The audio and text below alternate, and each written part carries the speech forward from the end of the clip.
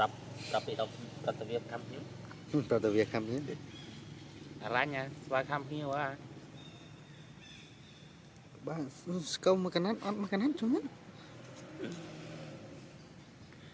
muốn anh tập bí gì ai tôi tiết bà tiệm mua đây tiệm mua ấy để bạn ai cũng tập bạn muốn qua luôn Pi. lên anh đôi băng tôi la ừ hả đó thằng lên miếng thả bao nhiêu cái bán em miếng bạn là miếng tập bí này miếng tập bí ở biết đâu đi mua ấy phía này tao thôi riêng ở này đi anh khó hả anh nè hắn bài chết rồi bài chết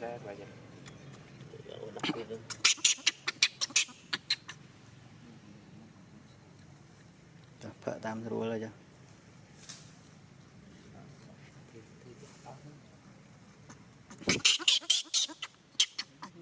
ban phở ăn chí nó còn lâu xíu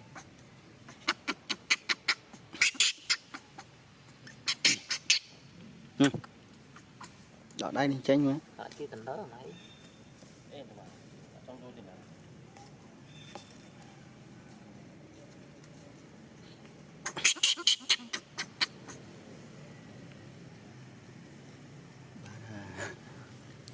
sẽ lặng về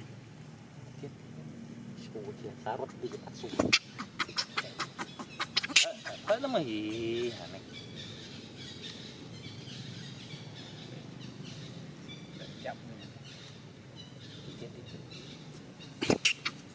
ô anh ấy bong bia nhé em ban thăm là phải vui chốt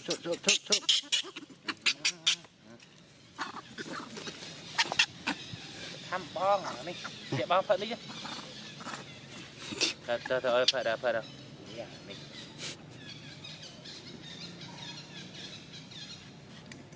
cả chuyện ban này bong phận đi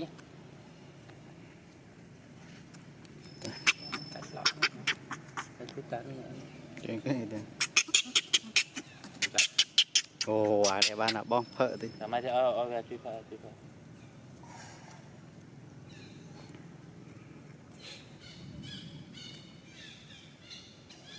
truy chạy ba anh phận đi